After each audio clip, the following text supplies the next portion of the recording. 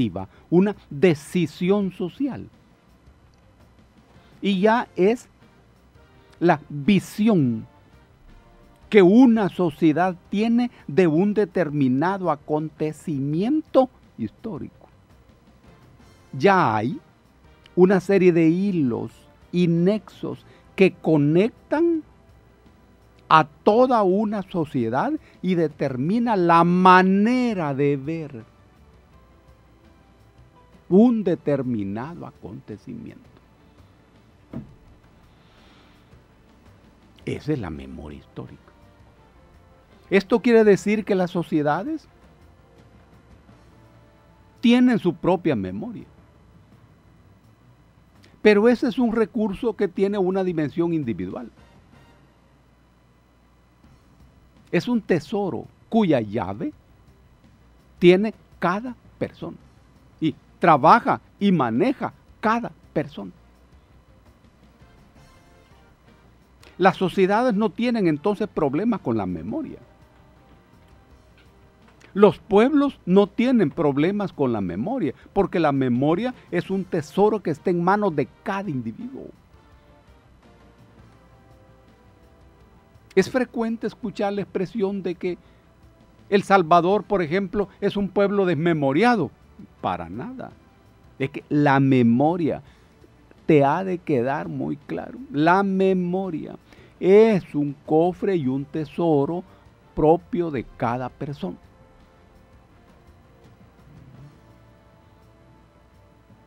Y depende de la voluntad, de los intereses de cada persona para que ese cofre se abra. La historia no. La historia la hacen los pueblos, pero la escriben los poderosos. Es otra cosa. Por eso hay una historia oficial, que es la historia de los poderosos, pero no hay una memoria oficial, no. Cada persona maneja la memoria basada en el recuerdo. La historia no se basa en eso. La historia se basa en el juego de los intereses del sector dominante. Es importante establecer esta diferencia entre historia y memoria. Y además establecer el criterio de que los pueblos tienen problemas con la historia, no con la memoria. La pelea está en el terreno de la historia. Claro que entre memoria e historia hay relación, ¿cómo no? Por supuesto. Pero la lucha está en la historia.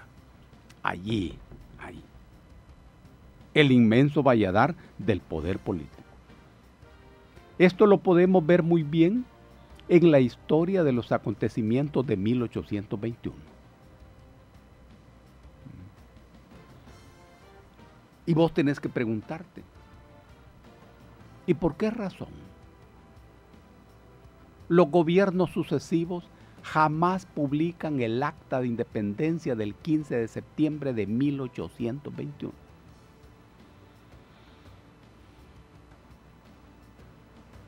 Nunca he visto publicado semejante documento. Resulta ser el documento político más importante de todos los documentos políticos del país. Pero resulta ser el documento que vos jamás has visto.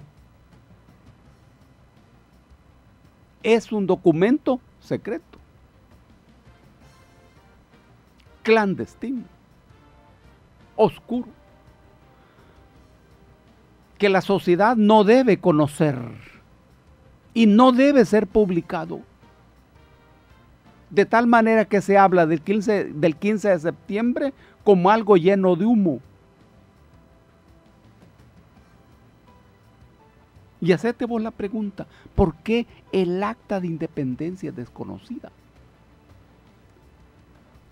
Y ocurre que de lo que se trata es que los gobiernos impiden calculadamente que la sociedad eche una mirada histórica sobre los acontecimientos reales. que movieron la situación política y económica de ese momento. ¿Cuáles fueron los intereses reales que determinaron los acontecimientos? ¿Es cierto que el acta de independencia es en realidad acta de independencia? ¿O es una maniobra simple, una política simple de los sectores que actuaban en política en ese momento? ¿O es una maniobra fina, compleja, pero maniobra política al fin? El problema no es que haya maniobra, no.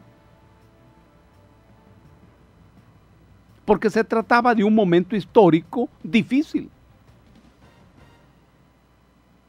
España, que siempre fue una metrópoli a la que este continente le quedó muy grande, se debatía en medio de una gran crisis.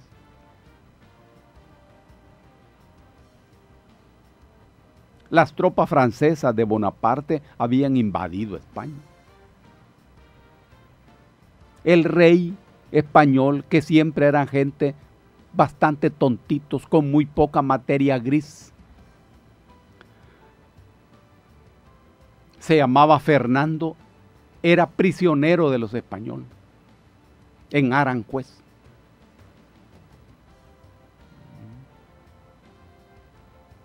En el marco de la invasión francesa y de la prisión del rey,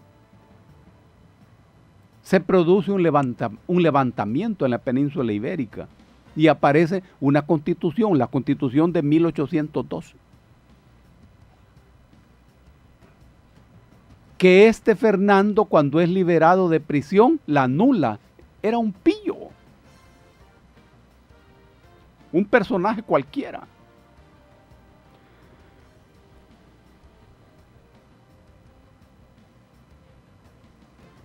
Y como en ningún momento España pierde el control de todos estos territorios. En otras ocasiones hemos hablado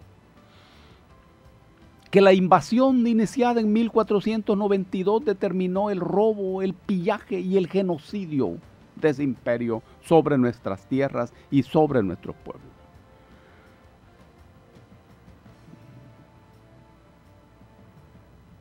Pues había llegado el momento de sacudirse ese control. Pero no hay que olvidar que sobre estas tierras se había instalado un derecho español, una lengua española, una religión también proveniente de España. Y en los sectores dominantes, una manera de ver y entender el mundo. Los sectores dominantes eran los criollos. Y los criollos era un sector español, pero nacido aquí. Vivían en una especie de limbo, porque en España no los reconocían como españoles porque no habían nacido allá. Y aquí los miraban como extraños porque no eran de aquí, eran españoles. A ese sector se llamaba criollos. Los criollos eran, sin embargo, los dueños de las tierras, dueños de las haciendas. Eran los que tenían formación intelectual. Eran sacerdotes, eran abogados, eran intelectuales. Y eran los conspiradores.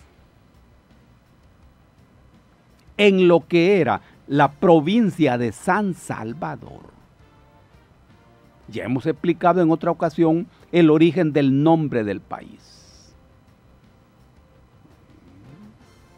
Ya hemos dicho que el nombre del Salvador viene de la batalla de Belgrado de 1447, que era papa en Roma Calixto III, y estableció que en Belgrado se había salvado el mundo, que 3 años después ordenó construir iglesias en los Balcanes en honor al divino Salvador del mundo. Que cuando nos invadieron en 1492, a la primer tierra que tocaron, en Guanacavives, se le puso San Salvador. y que en 1915, a partir de un decreto, se estableció que el nombre de este lugar era El Salvador. El nombre del país no tiene nada que ver con nuestra historia. Nosotros somos Cuscatlán. Pero bien, en ese momento no existía Centroamérica. Todo era la Capitanía General de Guatemala.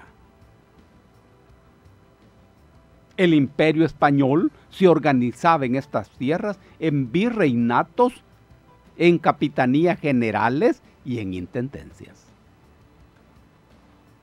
Guatemala era una capitanía general y esto abarcaba todo el istmo del centro de América, pero no existía Centroamérica, así como no existe hoy. Era Guatemala, Capitanía General de Guatemala. Una de las provincias de esa Capitanía General se llamaba San Salvador.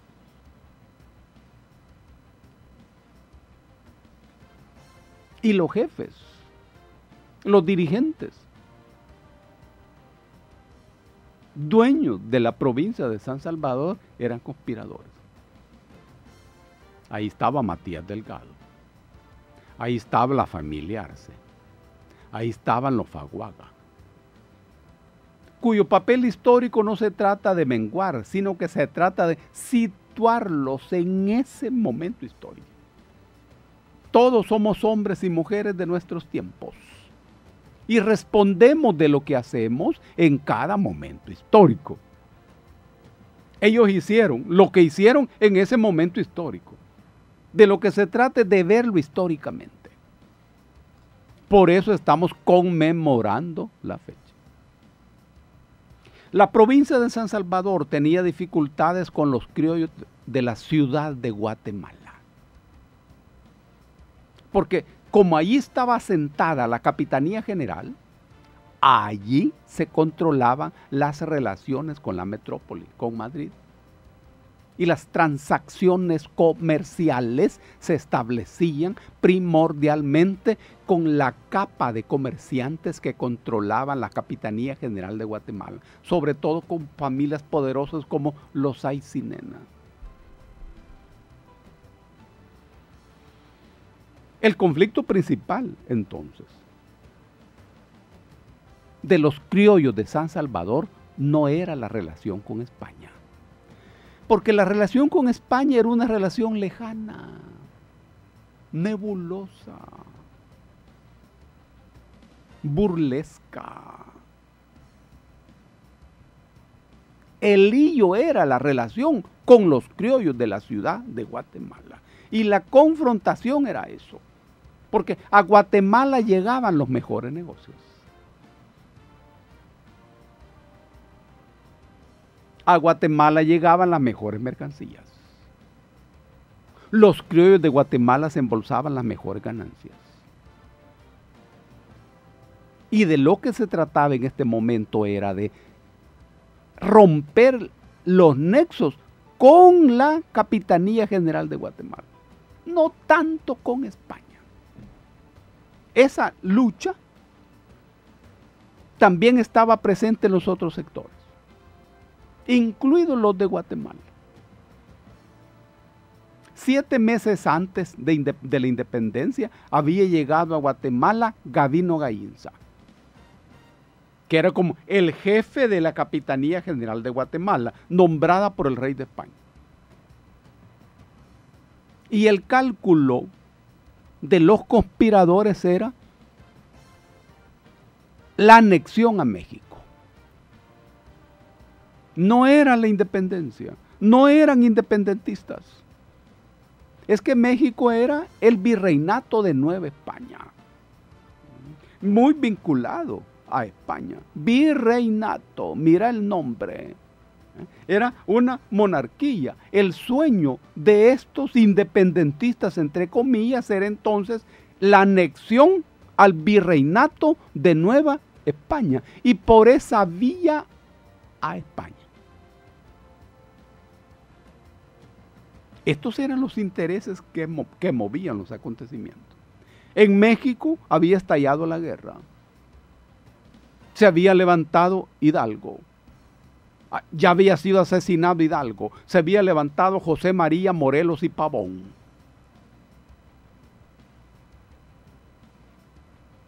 Había sido derrotado José María Morelos y Pavón y asesinado por los españoles. Pero luego se levanta un oficial español, Agustín de Iturbide,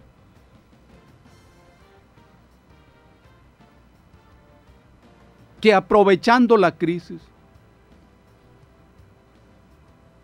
toma el control momentáneamente de la situación, un tipo con muy poco talento, que se declara de inmediato emperador. Era un momento en donde había que aprovechar la crisis de la metrópoli. Y los mismos oficiales españoles estaban en eso. Agustín de Iturbide era uno de esos. Iturbide tenía entre sus objetivos la anexión de Centroamérica a México. Y los de Guatemala tenían el mismo objetivo. Pero los de la provincia de San Salvador no. ¿Y por qué? Porque eso significaba seguir amarrados a Guatemala.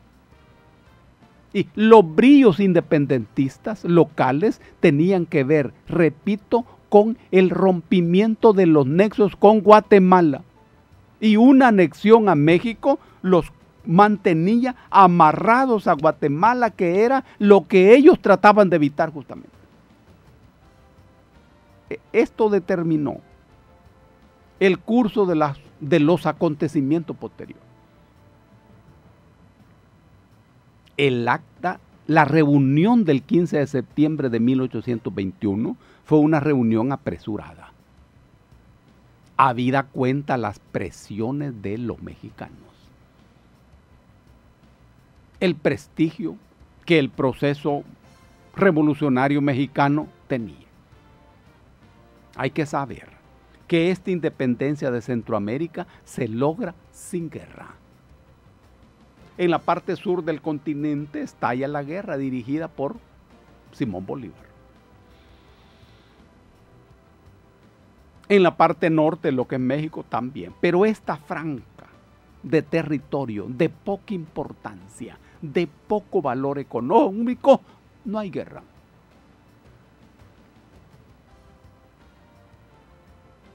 Esto fue un factor negativo, tremendamente negativo, que determinó posteriormente a que en lugar de abrir el paso al nacimiento de Centroamérica, aparecieron 5 pequeños países insignificantes. Y esta franja sigue siendo lo último del continente, lo más atrasado, lo más pobre. E inexorablemente Centroamérica es y sigue siendo una exigencia histórica. Muy bien, en ese momento histórico Centroamérica es derrotada. Lo que se llama independencia tiene un nombre: derrota de Centroamérica.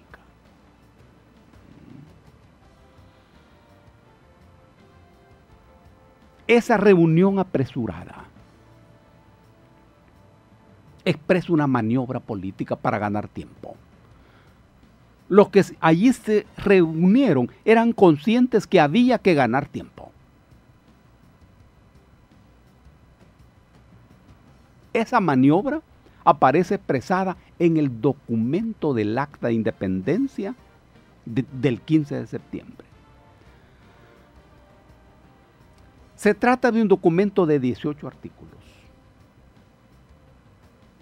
en donde se establece que la decisión sobre la independencia se ha de tomar al año siguiente. Mira qué interesante. Se ha de tomar en la asamblea que se va a reunir en marzo de 1822. Esto quiere decir que el acta de independencia real no es la del 15 de septiembre.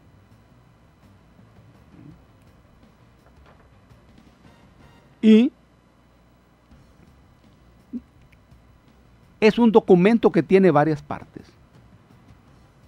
La primera parte tiene que ver con el artículo 1, que tiene su propio valor político.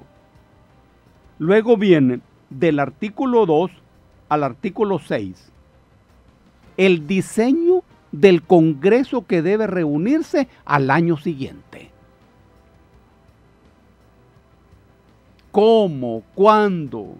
Los diputados deben reunirse para decidir la independencia. Para decidir la independencia. Luego viene la tercera parte, que es en donde se establece claramente que esta acta del 15 de septiembre no es de ninguna independencia. No hay allí ninguna independencia. Y que se trata de un cambio sin cambio. En el artículo 10 y en el artículo 11 se establece el poder de la Iglesia Católica de ese momento.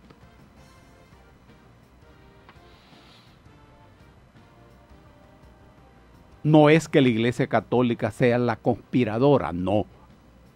Algunos curas de la Iglesia Católica eran conspiradores. Ese es su mérito histórico. Esa es su calidad histórica. Que de todos modos estos curas se levantaron contra un orden determinado. Por eso son los próceres, por su capacidad subversiva, por su capacidad rebelde, por su capacidad de enfrentarse a un orden determinado. Por eso son próceres. Viene una cuarta parte en donde en el artículo 12 se asegura el orden. En el artículo 13 se establece ya que no hay un nuevo gobierno. Es el mismo gobierno. Por eso es que esta no es ningún acta de independencia. Y del 14 al 18 viene el protocolo. Estas son las partes del acta de independencia del 15 de septiembre de 1821. Te las voy a repetir, por favor, y ponerle atención. El artículo 1 tiene un valor propio, ya lo voy a explicar. Del artículo 2 al artículo 6 es la preparación del Congreso que se va a reunir al año siguiente, que va a decidir la independencia. Del artículo 7 al artículo 9 se establece que no hay cambios, que todo permanece igual. Del 10 al 11 se establece el poder de la Iglesia Católica. Tiene 2 artículos en donde eso está contenido. El artículo 12 es el orden. Y el 13 es la confirmación de que no hay un nuevo gobierno. Todo es igual. Del 14 al 18 es protocolo.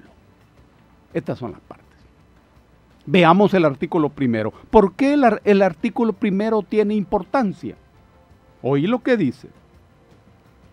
Que siendo la independencia del gobierno español la voluntad general del pueblo de Guatemala. Está hablando de la ciudad de Guatemala. De la ciudad de Guatemala. No está hablando de Centroamérica. Y sin perjuicio de lo que determine sobre ella el Congreso que debe formarse. Mira aquí. Sin perjuicio. El señor jefe político, está hablando de Gabino Gaínza, nombrado 7 meses antes por el rey de España, la mande publicar. Mande publicar la independencia como voluntad del pueblo de la ciudad de Guatemala. Y oí lo que dice. Para prevenir las consecuencias que serían temibles en el caso de que la proclamase de hecho el mismo pueblo. Por eso este artículo tiene un valor específico, un valor propio. Se trataba de una maniobra a espaldas del pueblo. Lo que se buscaba era de que el pueblo no hiciera la independencia. Desde este mismo artículo vos empezás a darte cuenta de qué se trata esto. Claro, está escrita por una pluma fina, la de José Cecilio del Valle. Claro, fino, muy lúcido. Pero de todas maneras, los objetivos y la naturaleza de todo aparecen muy claros. Que siendo la independencia del gobierno español la voluntad general del pueblo de Guatemala, y sin perjuicio de lo que determine sobre ella el Congreso del que debe formarse, el señor jefe político la mande publicar, para prevenir las consecuencias que serían temibles en el caso de que la proclamase de hecho el mismo pueblo. No se trata de independencia, ni se trata de una acción popular. Desde el artículo primero está diciendo que hay que evitar que el pueblo se meta y hay que evitar que el pueblo haga la independencia. ¿Y quiénes hacen las independencias? ¿Acaso no son los pueblos? Dice, para prevenir las consecuencias que serían temibles en el caso de que la proclamase de hecho el mismo pueblo. Y luego viene la preparación de ese Congreso. A eso le dedica del 2 al artículo 6. El artículo 6 dice que en atención a la gravedad y urgencia del asunto,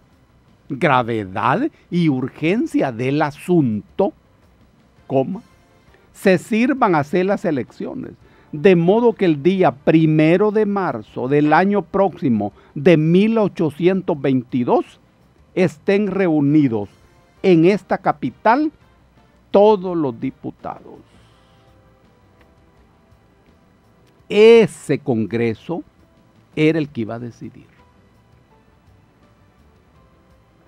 Ahora, del 7 al 8 hay una maravilla. Aquí, en estos artículos, del 7, 8 y 9,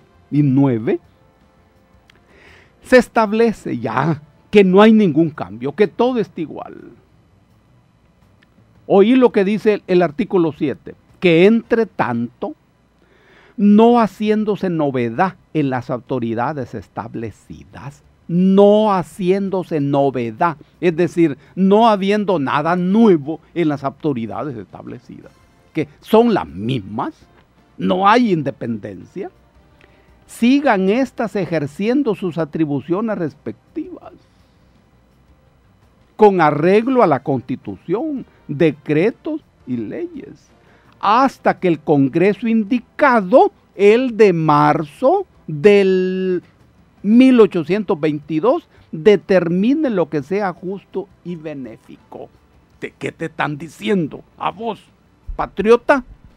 Te están diciendo que aquí no ha cambiado nada, que todo sigue igual. Pero oí el artículo 8, para que te quede claro, dice que el señor jefe político, brigadier don Gavino Gainza, continúe con el gobierno superior político y militar. No hay ningún cambio. El mismo jefe sigue siendo el mismo jefe. Y te agrega, mira el cinismo. Y para que éste tenga el carácter que parece propio de las circunstancias, mira la forma cínica de la pluma de Cecilio del Valle. Aquí Cecilio del Valle está destapando la maniobra.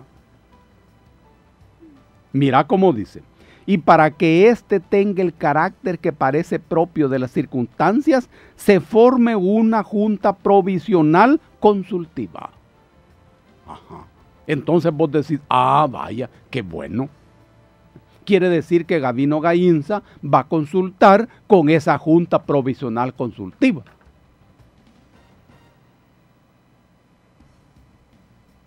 Lee el artículo 9.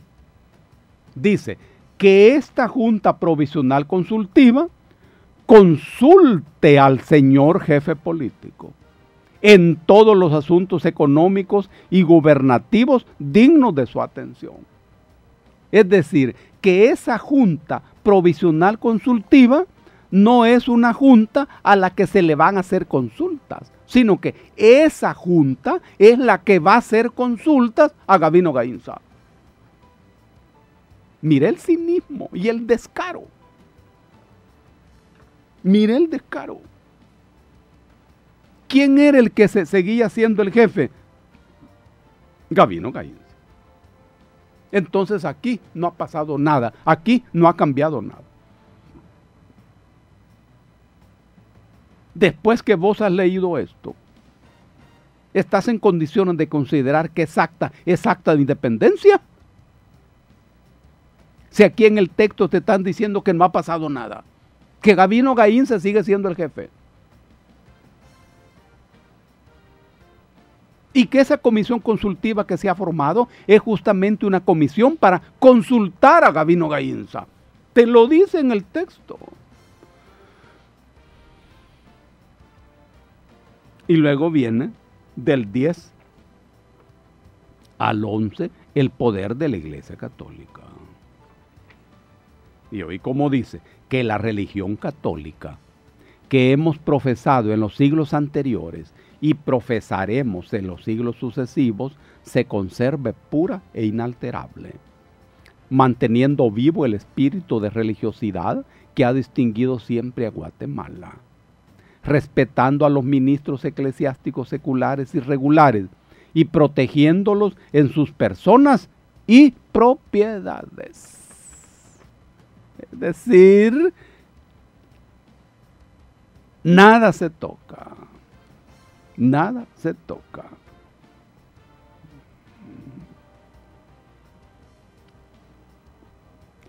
Que se pase oficio, el 11, a los dignos prelados de las comunidades religiosas, para que cooperando a la paz y sosiego, que es la primera necesidad de los pueblos cuando pasan de un gobierno a otro, dispongan que sus individuos exhorten a la fraternidad y concordia. A los que estando unidos en el sentimiento de la independencia, deben estarlo también en todo lo demás. Mira qué texto. El 12 dice que el excelentísimo ayuntamiento, a quien corresponde la conservación del orden y tranquilidad, tome las medidas más activas para mantenerla imperturbable en toda esta capital y pueblos inmediatos. El orden, la represión. Nada se mueve, nada se moviliza, porque no era independencia, era una maniobra política.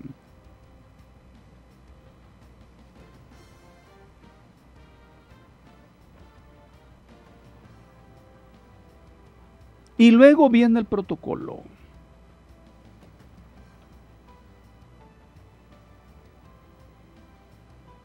En el protocolo viene la impresión de una medalla,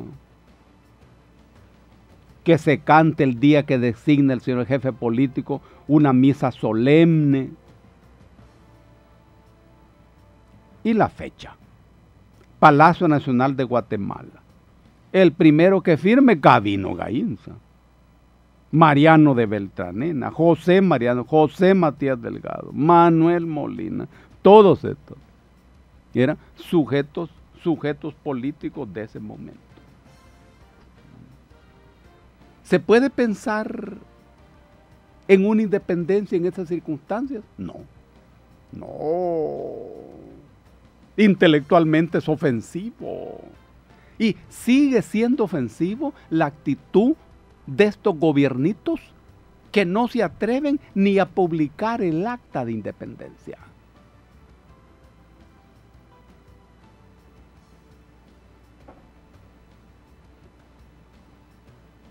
Por eso es que el fervor patriótico mengua. Porque la patria, que es el sentimiento que te vincula a la tierra de tus padres, se difumina, se desaparece. La patria no es solo sentimiento, no es solo emoción, es vínculo histórico, vínculo concreto. No puede ser de otro modo, ni es de otro modo.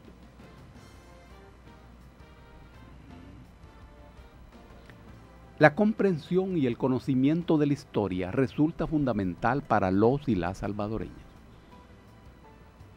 Y tratándose de septiembre de 1821,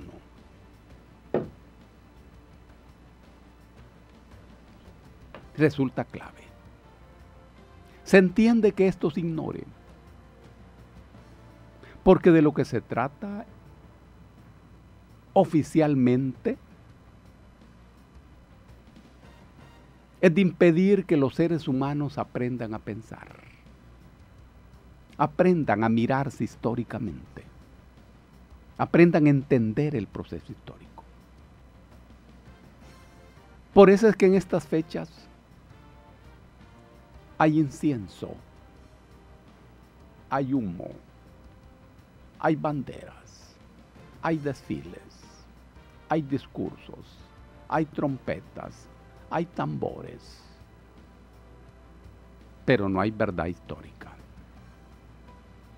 ni hay reflexión histórica, ni hay defensa de la memoria. Nada más hay oropel y luces artificiales. Es necesario que la sociedad acuda y defienda su historia, que conozca y que aprenda a mirar los hechos cara a cara y a situar a los personajes en esa dimensión histórica en la que es necesario situarlos.